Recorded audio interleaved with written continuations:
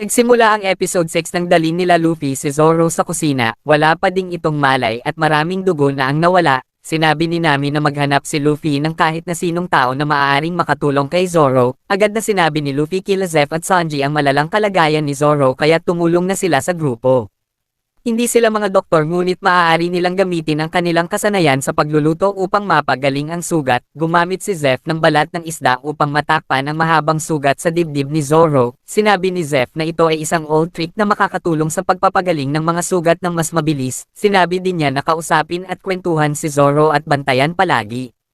Samantala ay nagpunta si Mihawk sa Vice Admiral at hindi masaya si Garp na pinakawalan niya si Luffy. Sinabi ni Mihawk na hindi siya nagtatrabaho kan-inuman. At sinabi din niya na kawili-wili ang karakter ni Luffy at gusto din niyang makita na makarating ito sa Grand Line at makita kung ano pa ang mangyayari. Pagkaalis ni Mihawk ay galit na galit si Garp sa kanyang pagkabigo kaya't isinabog niya ang mga papeles sa kanyang kwarto. Pagkatapos ay kinausap siya ni Kobe at iminungkahi nito na hayaan na lang niya na gawin ang pangarap ng kanyang apo, pero ano pa kaya ang mas malalang mangyayari.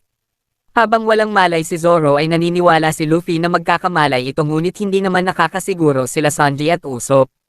Pagkatapos ay ikinwento ni Sanji kung paano sila nagkakilala ni Zeff at kung paano siya naging pirata. Ipinakita ang isang nakaraan pagkalipas ng 9 na taon. Si Zeff ay isang nakakatakot na pirata noon ngunit si Sanji naman ay isang batang lalaki lang na nagluluto sa kusina na mayroong pangarap na mahanap ang All Blue.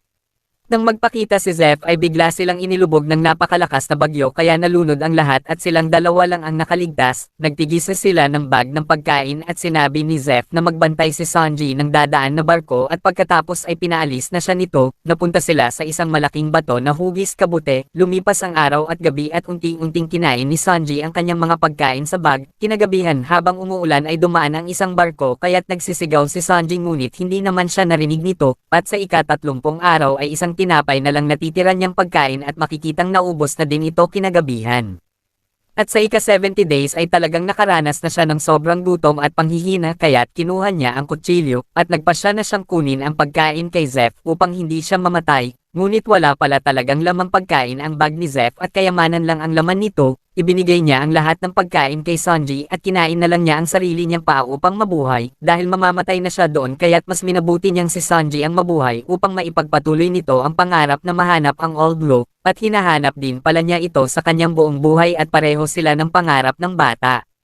Pagkatapos ng 85 araw ay nakita na sila at nailigtas, at sa kasalukuyan ay nagpunta si Arlong sa Barati at humingi ng pagkain, at pinagbantaan niya si Zeff na papatayin ang ibang mga customer kung hindi niya maibibigay si Luffy, kaya't nagmadali si Nami na sabihin ito kay Luffy at sinabi niya dito na kailangan nilang tumakas dahil hinahanap siya ni Arlong, ngunit tumanggi si Luffy at gusto niyang labanan ito upang maipagtanggol ang Barati. Ilang sandali ay nagpakita si Luffy at hinarap na niya si Arlong. Pagkatapos ay ipinakita nito na dala niya ang ulo ni Buggy kung saan ay bumalik ang tenga nito na nanggaling sa balanggot ni Luffy. Ibig sabihin na narinig nito ang lahat at alam nito na nakay Luffy ang mapa ng Grand Line.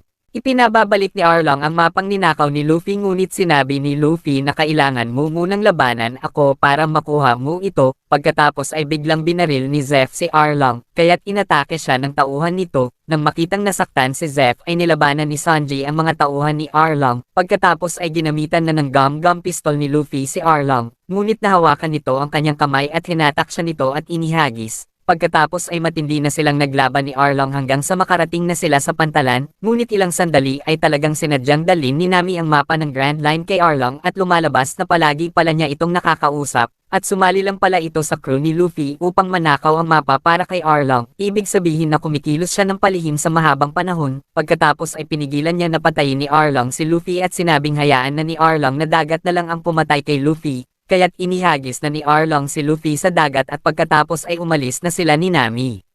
Ngunit biglang tumalon si Sanji sa tubig upang mailigtas si Luffy. Pagkatapos ay nag-away sila Zeff at Sanji kaya't sinabi ni Sanji na sasama na lang siya bilang isang crew kila Luffy.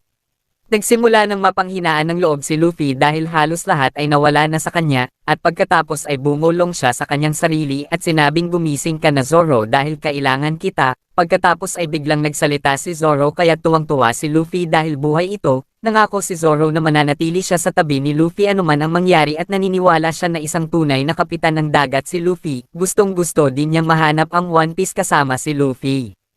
Pagkatapos ay sumang-ayon silang lahat na hanapin at sundan si Nami, kinabukasan ay naghanda na sila upang maglayag at biglang sinabi ni Sanji kay Luffy na baka kailangan yun ng tagaluto, kaya tuwang-tuwa si Luffy dahil sumama na sa kanila si Sanji.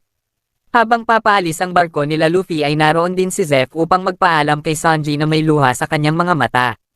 Tinawag ni Zeff si Sanji at sinabi niya na dito na panatilihing nitong tuyo ang kanyang mga paa. Umiiyak si Sanji at sinabing Zeff, utang ko sayo ang aking buhay, at hindi kita malilimutan kahit kailan at maraming salamat sa pagtitiis mo sa akin, at pagkatapos ay nag-iyakan silang dalawa habang nagpapaalam sa isa't isa. Sa gitna ng kanilang paglalayag ay sinabi ni Usopp kay Luffy na susundan natin si Nami pero paano natin siya mahahanap, sumagot si Luffy at sinabing may kilala akong alam maghanap, pagkatapos ay ipinakita ni Luffy ang ulo ni Buggy na inilabas niya sa isang bag, at nag-hello si Buggy at tumawa. At dito na po nagtatapos ang episode 6 ng One Piece.